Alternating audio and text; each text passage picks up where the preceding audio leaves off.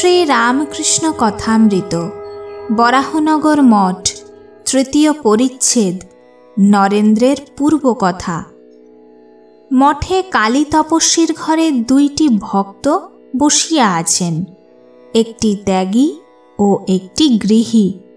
উভয়েরই বয়স 24-25।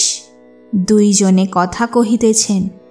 এমন সময়ে মাস্টার আসিলেন। তিনি মঠে 3 দিন থাকবেন। আজ গুড ফ্রাইডে, 8 এপ্রিল 1887, 26 চৈত্র 1293, পূর্ণিমা, শুক্রবার। এখন বেলা 8টা হইবে।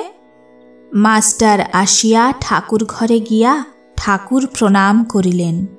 তৎপরে নরেন্দ্র, রাখাল ইত্যাদি ভক্তদের সহিত দেখা করিয়া ক্রমে এই ঘরে আসিয়া বসিলেন ও ওই দুটি ভক্তকে সম্ভাষণ করিয়া ক্রমে তাহাদের কথা শুনিতে লাগিলেন। গৃহী ভক্তটির ইচ্ছা সংসার ত্যাগ করেন। মঠের ভাইটি তাহাকে বুঝাচ্ছেন যাতে সে সংসার ত্যাগ না করে।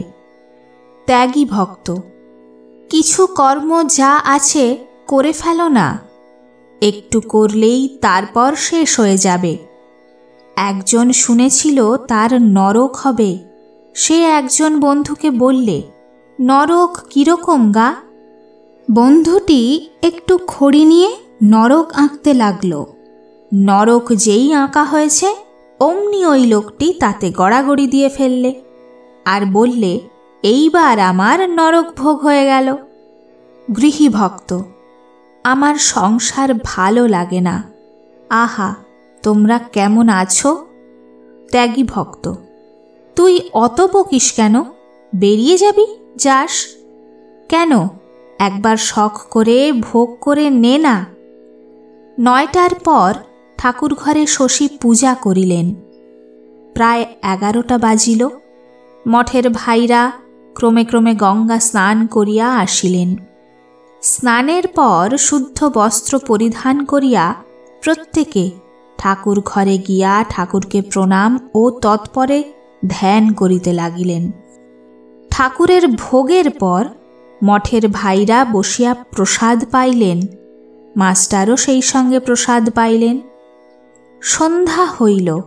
ধূনা দিবার পর ক্রমে আরতি হইল। দানাদের ঘরে রাখাল, শশী, বুড়ো গোপাল ও হরিশ বসিয়া আছেন। মাস্টারও আছেন। রাখাল ঠাকুরের খাবার খুব সাবধানে রাখিতে বলিতেছেন। রাখাল শশী প্রভৃতির প্রতি: আমি একদিন তাঁর জল খাবার আগে খেয়েছিলাম। তিনি দেখে বললেন, তোর দিকে চাইতে পারছি না, তুই কেন এ কর্ম করলি? আমি কাঁদতে লাগলুম। বুড়ো গোপাল: আমি কাশীপুরে তাঁর খাবারের উপর জোরে নিঃশ্বাস ফেলেছিলুম। তখন তিনি বললেন, ও খাবার থাক। বারান্দার উপর মাস্টার নরেন্দ্রের সহিত বেড়াইতেছেন ও উভয়ে অনেক কথাবার্তা কহিতেছেন। নরেন্দ্র বলিলেন, আমি তো কিছুই মানতুম না, জানেন। মাস্টার: কি রূপটুপ? নরেন্দ্র: তিনি যা যা বলতেন প্রথম অনেক কথাই মানতুম না।